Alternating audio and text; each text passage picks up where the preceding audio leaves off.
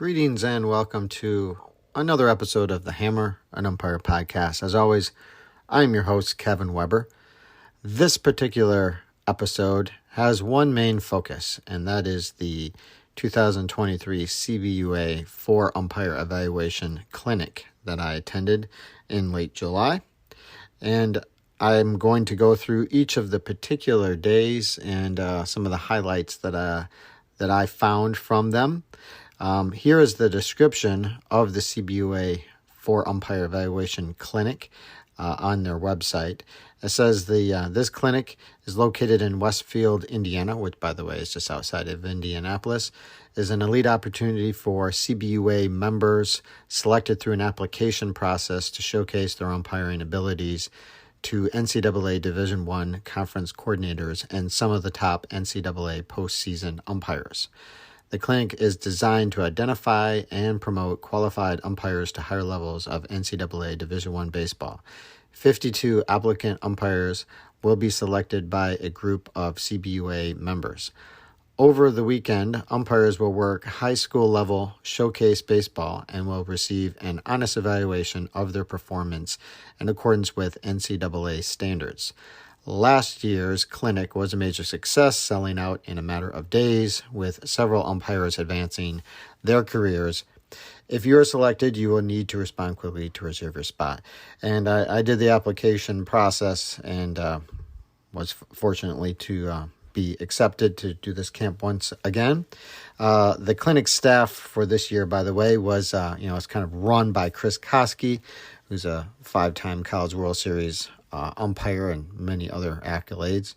One of the other main guys that runs the camp is Tim Farwig. He retired from umpiring a couple of years ago, but he worked in the Big Ten, the Missouri Valley, the Mid-American, worked for NAIA National Championships. Mark Winters was there. He's also a College World Series umpire. He worked the Olympics in Tokyo in 2021. Mark Disworth was there. He is, of course, one of the regional evaluators that helps to decide who goes to the College World Series. He himself worked 3 College World Series. Jeff Henricks was there.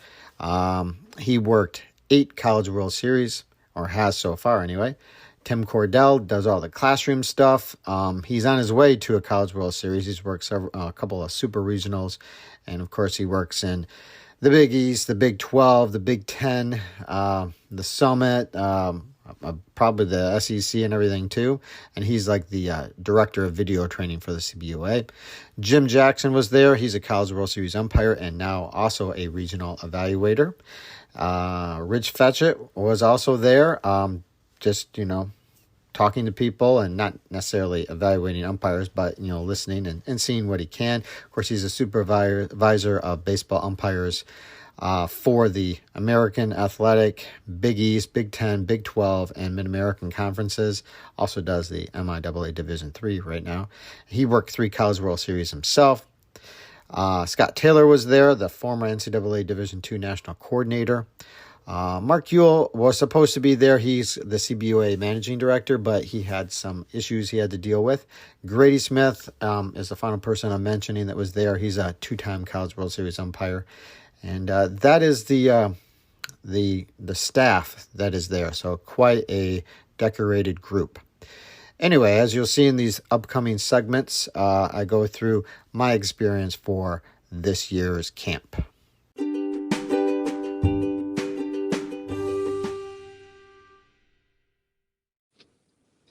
Well, the Wednesday evening session for the CBUA 4-man camp was interesting. A little bit on the longer side than I might have expected. The last time I was here, we didn't have like a big meeting like we did the evening before. Maybe that was because it was pretty soon after the pandemic. That's what I'm thinking. But anyway, Rich Fetchett talked to us for a while. Chris Koski talked to us for a while.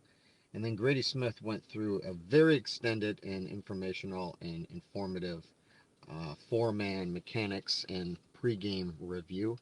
And it was definitely interesting, very enlightening. I mean, obviously I hope there's a lot of things there that I already kind of knew, but I definitely learned a few things. Like, for example, Grady Smith almost never comes inside when he's working first base and 4-man. He's always rimming, and he's always trying to, stay out of the way of the throw. And I think for a lot of people like myself that work a lot of two-man still, we're used to coming inside, so that was definitely eye-opening, and something I'm going to try to do the best that I can here at the camp. And then I really appreciated the time they gave to work in second base, because I think that's one of the trickier, I think it is the trickiest thing to do in four-man. Kind of knowing your positioning. Obviously, they went over runner on third, less than 2 outs quite extensively, because that can be definitely a tricky thing. But they also just talked about positioning while you're in deep B or deep C, and talking about the advantages of those. Whether you're on the right field side or left field side when you're in the shallow outfield, with nobody on base, or with 2 outs and a guy on third base, and the reasoning behind all of those and the kind of angles you want to try to get. So I thought that was very helpful. That's something that I've tried to search out and Google things and try to find some information on how people work second base and four-man, and it's I think it's kind of tricky to find. So it's interesting to listen to some guys that have worked many games in four-man. So that was Wednesday evening. I'm going to do a little report on Thursday and Friday and Saturday, the other days, and I'll be working here in the games, and what I learn on each of the days. That's kind of the goal here, what I come away with as I move forward in this camp and in my umpiring career.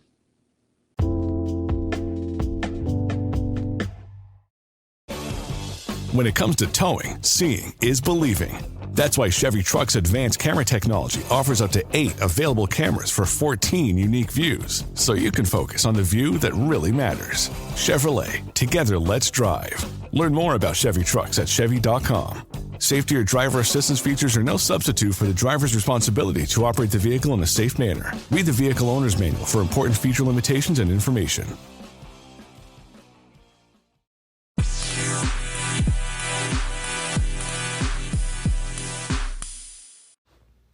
Well, this was the first full day of our four-man camp here in Indianapolis. In this four-man camp, we work 4 games, 1 at each of the bases, and one of the days you end up working 2 games, and that will be tomorrow for us, by the way. But today we just worked 1 game. So in the morning, we had our classroom session, which was about 2.5 hours or so, with Tim Cordell.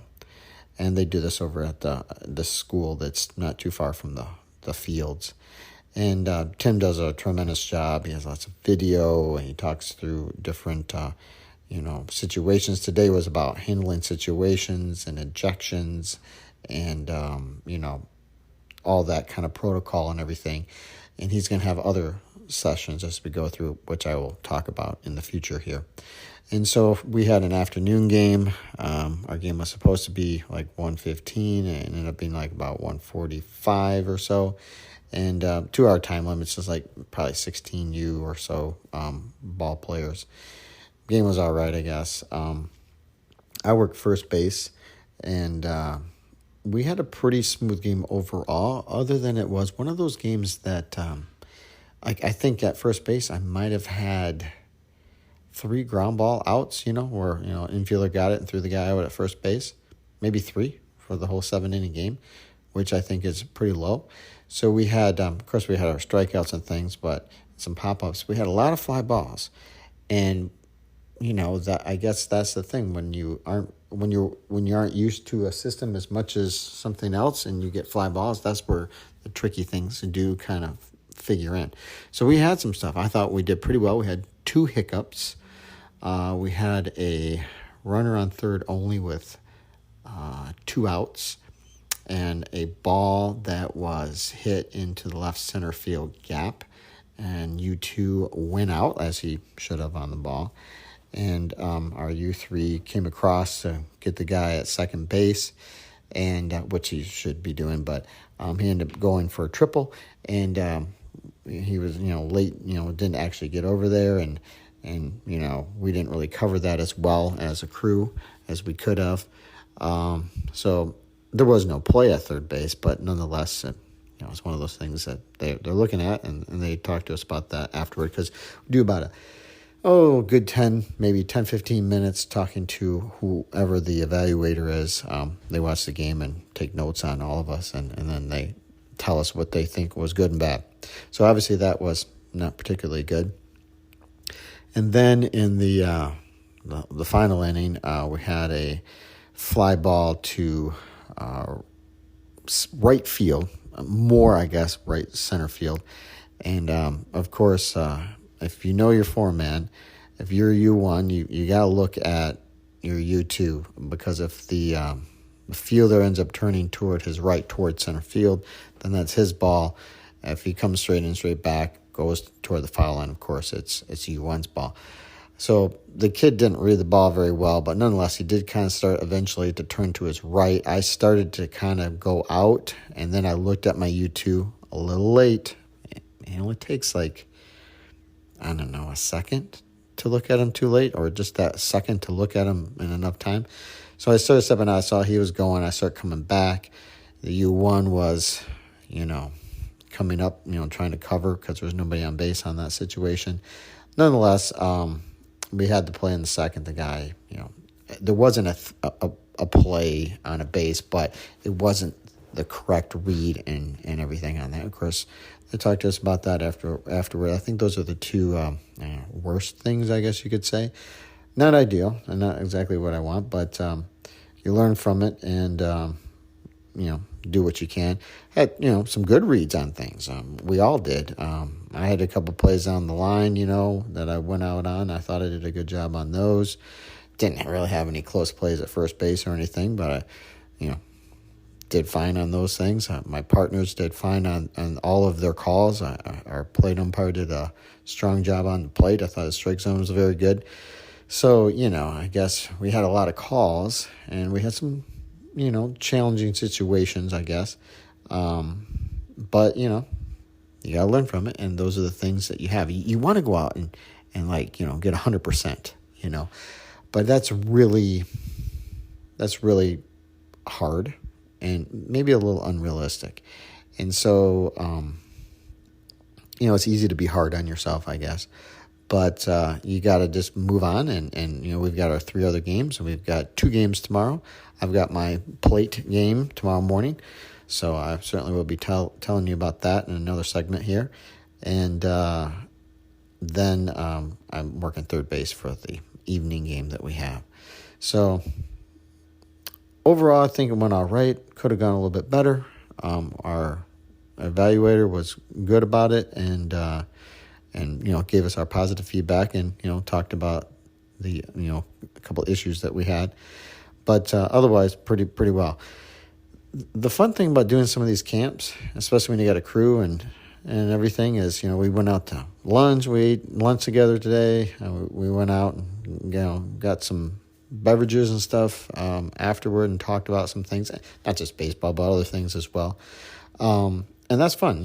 That camaraderie is a very important part of umpiring. And that's always, I know there's people out there that have aspirations to work, higher levels of baseball, maybe Division I baseball or whatever, when they have series and stuff. And it's a wonderful thing to be able to do that.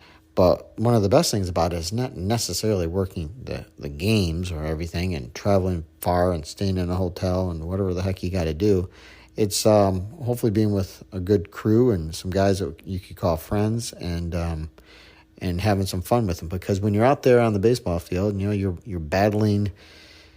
You're in a fight to do the best job you can. You're battling those teams almost in a way. You're in the fans maybe. You're hearing them. You're not trying to battle with them, I guess. And so you go through the ringer together, and when you come out on the other side, you kind of have that. There's always that kind of bond that you have when you all experience those things together. And you get that a little bit here. Technically, we're all competing with each other, if you want to say. But and technically, you're always competing with other umpires to try to get the primo assignments or to move up and things like that. But you have to be able to be that guy that can be a good person and help others as needed as well. and give positive feedback and honest feedback about yourself and your partners if they ask for it. Like on the fly ball situation, okay, yeah, you can say this or that. I know that if somebody's to blame on that, I have to read my U2 a little bit better. So that's my fault. And I said that, that's on me. I mean, that's what it is. You have to own that and try not to make that mistake again. I think that's really hard. I do have a problem with, well, I don't know if it's a problem, but I think it's tough to pause enough. I've got to pause, read, and react better, and everybody does. Everybody always is talking about that. I think it's easier to read your U2 in four-man when you are U3 because he's right in front of you. You see what he's doing. It's like, oh, he went up. I got to go cover second base or whatever you got to do. But when you're U1, the ball is like in back of you, and you're trying to read the fielder and seeing, if it is a trouble situation that you would have to go out on. And as you're reading it, it's very easy that if you do read trouble, you just start moving. Whereas you got to read that, but you also have to read him and then take a look at your U2. I think that's the trickiest play. I think it's the trickiest play there is for a U1 and four-man that I have discovered. And if anybody has like any tips, if you've got some guys that work a lot of four-man, I would love to know what you do to help yourself other than just pause longer. I mean, to me, like I say, it really is just like, 1/1000th a second. I don't know if it's that. It's just 1/1. It's about how long you need. Just like you look at the right fielder, and now you look at your partner, and then you make your decision. And if you see him going, well, then you just drop back, and you've got your base and all that kind of stuff. So, yeah, I think it's a tricky thing, but something I learned some stuff today, and that's the whole point too. You're down here to try to learn and get a little bit better. You want to impress. You want to try to get a better schedule, or at least maintain the schedule you have and all that. That's all part of it too, for sure. I'm not going to lie about that. But you certainly want to get better as an umpire. I mean, that's the number one reason that we're all here. So that is kind of the way things went today. I've got a good crew I'm working with, a couple guys out of Chicago, Ben and Aaron, and then another umpire out of Kentucky, Gus, and they're all really nice guys and very good umpires. So I'm pretty lucky to be on a good crew. But everybody here is really good umpires. We got some great umpires down here. So any crew you're on, you pretty much are doing just fine, I think. So, but I've got some nice guys. They're fun guys to hang out with when we're off the field. And we've got 3 more games, and we're going to try and knock them out and do the best job that we can. So that's what we got.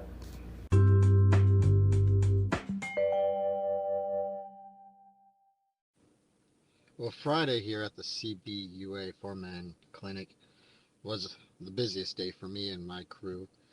We had 2 games plus our classroom session. So in the morning game, I had the plate on that game, and it went pretty well. It was fairly uneventful. I thought I had a pretty good strike zone. How do I tell that? Neither team was really complaining, so I figured I was getting what I could get as far as strikes. I mean, we have these are 16 U guys and 2-hour time limit and such things. So I was doing the best I could with that, and felt like I had a pretty good zone and things went well. Didn't have a whole lot going on in that particular game. We had kind of a strange play on a potential balk call. It runs on first and second, and they're going to try to back pick the runner on first with the first baseman. So he was playing off of him, came over. If there would have been a good throw, I think he would have got him, if he would have put it on the money because he was ahead of him. But these are all turf fields down here in Westfield, here outside Indianapolis. And the pitcher kind of lost his footing or got twisted up or something on the mound. Ends up throwing almost like a screwball over toward first base. Takes some weird spin. Ends up going between first and second, kind of in the hole. Second baseman's got to book it over there, which he does, and gets the ball. Nobody advances. Of course, the offensive team wanted to get a balk on that, and our second base umpire talked to him about it, and we did not have a balk. We didn't get together. Maybe we could have. After the game, the evaluator thought that it was probably a balk. You know, he says that they're supposed to have a throw that's going toward that direction. I don't know. I mean, I have to look it up. I'm pretty good with my rules and my balk knowledge and all that kind of stuff, but I very well might be wrong here. Let's say he throws it over his head. Is that a balk? No. And it's a bad throw, right? Let's say he slips out of his hand funny. Let's say he throws it the other direction, more toward the 45, toward the first base dugout, and he hits out the dugout. Is that a balk? I don't know. I don't think so either. But I'm not really sure. It was a strange play nonetheless. But anyway, that was pretty much it. We didn't really have a lot of rotations or anything for that. Then in the afternoon, we went over for a classroom session with video and other things with Tim Cordell, who always does a great job. And this particular session was on video review, which I thought was very, very useful, especially since I was lucky enough to work a few games last year that had that. And we actually had some reviews. So we went over all the ins and outs of that. Of course, if you're an NCAA umpire, you should know the basics and things. And you are allowed to carry a kind of a cheat sheet out on the field that tells you what's reviewable, what's not, all that kind of stuff. You should have that put the memory the best that you can, but there's a lot there. So, nobody's expecting you to memorize everything just to get it right when it matters. But he talked about specifics on how to go about certain protocols for review. Like, how you talk to the coaches, if there's some weird play and they're like, hey, can you get together? And they're like, yeah. Hey, if we get together and we don't change it, do you want to review? And, they can say yes or no.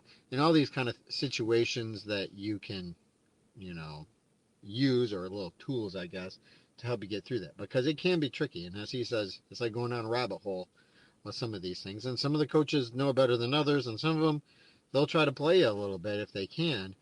To get the situation in their favor. I mean, that's what they do. That's what coaches are out there to do, right? Try to win the games. So that was very useful. So I like that. We had one of the late games, 6 o'clock game, and I had third base for that. As usual for third base, there's not always a lot going on. I had a couple plays that really a fair foul I had to get out on when converging fielders, which I thought I did all right with. I just had one play at third base late in the game. It was a reasonably close play, but the guy was safe. So I was in good position. At least that's what the evaluator said, and I did fine on that. We did have one kind of quirky thing. We were playing on a field that had particularly short fences. So there was a pretty well hit ball to left field with a runner on second only. And I was reading it, and he just kept drifting back and back and back. I mean, kind of backpedaling, but drifting back toward the fence. So I decided to go out on it because I thought he might end up at the fence or trying to jump or whatever. If something was going to happen, that's a little strange.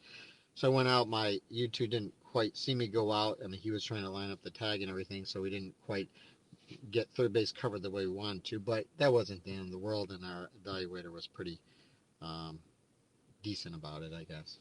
So that was really it. Otherwise, it was a pretty good game. The big thing is, 3 and 4 man, particularly 4 man here, you start getting in trouble when there's balls in the air. Like our first game, we had a lot of fly balls.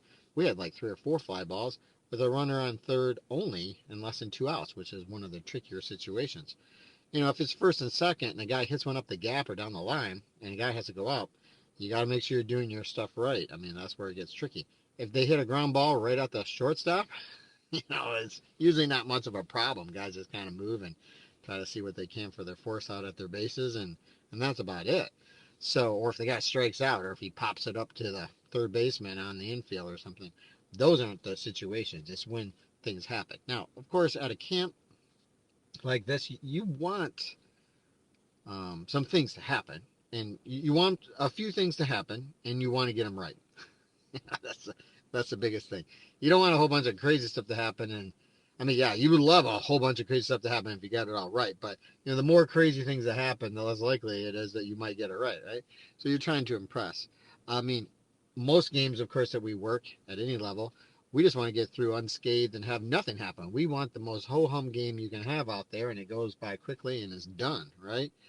But here, you don't want a complete ho-hum game. You want some things to happen to show that you've got some worth, right? And that you can do things a little bit better than some other guys. Because the whole goal out here is to prove that you've got some ability and hopefully improve your schedule, right? That's what the whole idea of any camp is, I guess, is to show what you've got and improve what your situation moving forward. So that's what we had on Friday. Saturday, we just had one game in classroom in the morning, and I will clue you in on that after it happens.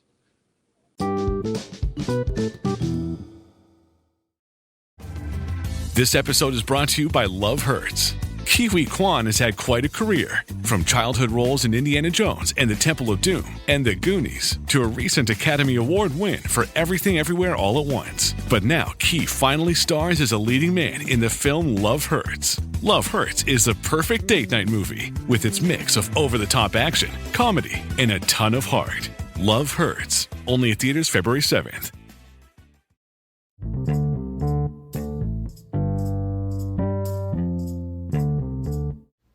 All right, final day of the CBUA four-man clinic, Saturday. We had a little bit lighter day. We had a 11 o'clock classroom session with Tim Cordell, which, as always, was good. He talked about strange plays and, as always, showing video and stuff. And that was very interesting, just kind of unique situations, how to handle certain things. He went over certain things with mechanics as well, particularly working second base, which I think is the most challenging thing to do in four-man, personally. And that is the position that I worked for my final game here at the clinic, one of the 6 o'clock games. So that was good. After that, we had a bunch of time.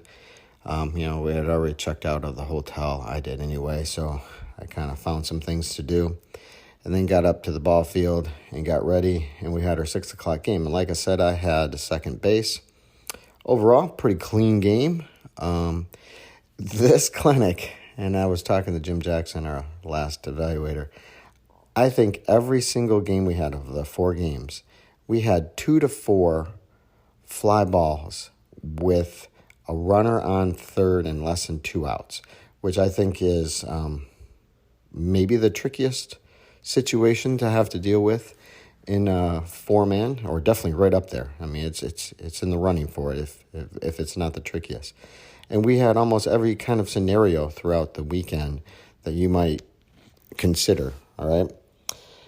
For example, in this game, we had, runner on third earlier in the game, fly ball down the left field line. U3 reads it, or U3, he did a nice job, and went out a little bit late, which he has a right to do. And so I was, the U2, and I had to come in and cover third.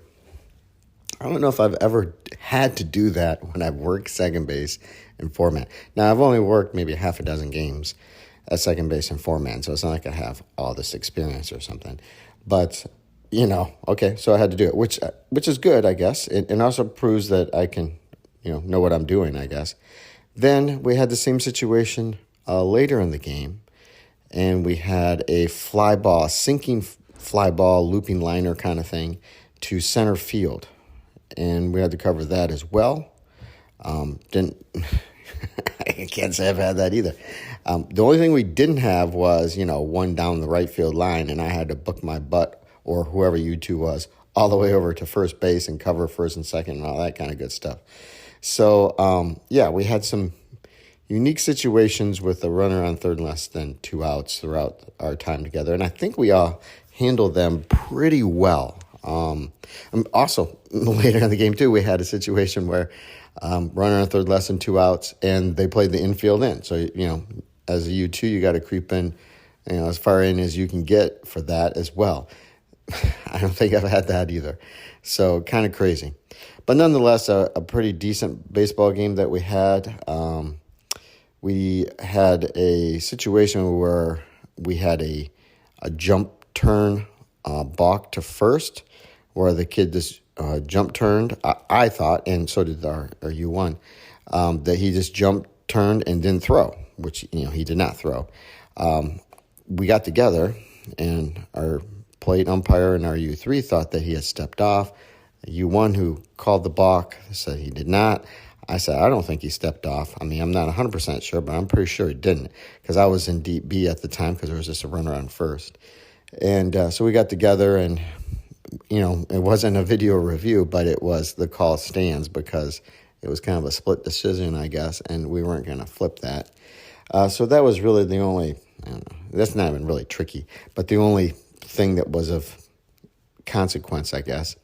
I had a steal call at second, which I got right. It wasn't too big a deal. Had a pickoff play at second. Both of them reasonably close, but I felt like my position was pretty good, and so did Jim Jackson, so that's good. I felt like I did all right there. He mentioned being closer to the infield when I'm setting up, in the outfield, like with nobody on base and stuff, and to make sure that, you can get back there, and I think he's 100% right on that. Next time, whenever the heck it is that I might work second base and four-man, I definitely will be closer, maybe not just, just a little bit off the dirt, just barely onto the grass. So that was probably his biggest suggestion for me, and I think he's right there. I mean, I didn't have anything where I wasn't able to get back to second base, but I did feel like if there could have been something, maybe, and I'm not as fast as I used to be, so, and these kids are just as fast or faster every time I go out there, so they get faster and faster, right?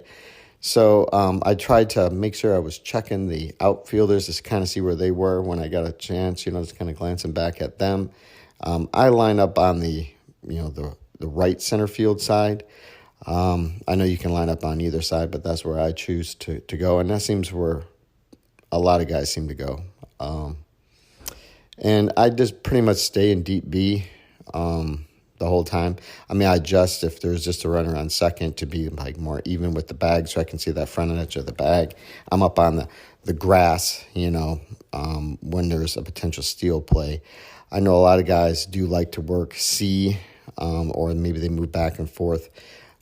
When I work three-man, I work deep B, and I'm used to that. Of course, when you're in two-man, you're taking steal plays from C anyway, so I know you're in regular C for that, so you have to kind of move a little bit more, but I'm used to that angle, so I just kind of keep with that and not try to rock the boat, I guess. So overall, a very good experience. I felt like I did a better job than I did a couple years ago when I was here. I've had more experience with four-man since then and know the system a little bit better, so that seems logical that would be the feeling. The whole goal of anybody coming here is to improve their schedule, or at least maintain their schedule. Some guys are trying to get into Power 5 conferences, particularly the Big 12 or the Big 10. But I don't know if that's really in the cards for me. I mean, never say never, I guess. But, if I'm able to do one or two Big 10 non-cons, that's great. If I'm able to maintain that, if they give me some more mid-major stuff or just maintain what I had, that's fine too. I'm just, trying to get better, just like these other guys. The biggest thing about all of this is the people that you meet that maybe you didn't know, or maybe you knew their name, but you didn't really know them very well. And I had a really good crew, and we went out to eat several times, and we hung out together, and we talked about stuff. And those are the things, you kind of, I know it's the World War II thing, the band of brothers, but you do feel that way sometimes in the umpiring world. I know a lot of you guys out there feel that way too, no matter what level you might be working. So you have those friendships, you go through stuff together on the baseball field that kind of binds you together a bit. And, we all went through this camp together, so that's an important thing. And that's probably the most important thing. So I hope I get to work with the couple of guys that were on my crew that were from the Chicago area. I'd like to work with Gus, who's from Kentucky, but it doesn't seem very likely. Our geography is not really working. But, Chicagoland area, that's definitely something. I end up going over there sometimes. They could go my way, toward Michigan if they wanted to, if the assigners want to put us together. So we'll see what happens. But otherwise, good experience. Weather cooperated all right. And but I'm ready to head home. It's a lot of concentrating for a few days there and in the middle of the summer, and it's time to go home.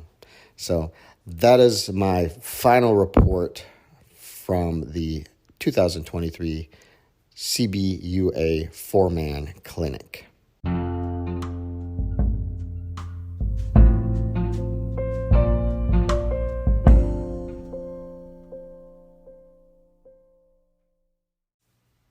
So there you have another episode, a special focused episode of the Hammer and Umpire podcast. Thanks for sticking with me.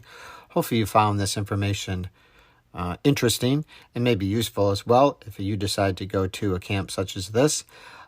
We did get some information from Chris Koski after the fact, and he sent us, for one thing, the 2023 NCAA replay manual because, we had some segments on that, as I mentioned. But he also said, as a point of info, that over the next few weeks that the game evaluation sheets that they filled out will be tabulated and combined in a spreadsheet that they're going to send to the collegiate assigners for assignment considerations. And of course, even though we went to this, just because you participated in it doesn't guarantee you any future assignments or anything like that. You know, it is what it is. But it certainly, hopefully, doesn't hurt you. And I know one thing for sure. I learned a lot and I think became a better umpire because of my participation in the camp. And it definitely was worthwhile. Definitely cost some money to go to. All camps do, especially if you're traveling some distance and you got to pay for gas and food and hotels and such things. But if you want to move up, you have to attend some camps and you have to show what you can do. Hopefully not what you can't do, but that comes with it too, or that you're trying to improve on the things that you're not so good at. And we only have a short window of time to reach the summit of whatever our umpiring abilities are. And so you have to take into your hands the opportunities that come about and do what you can with them. With that, I urge you to seek out those opportunities. And when you get the chance, keep calling strikes.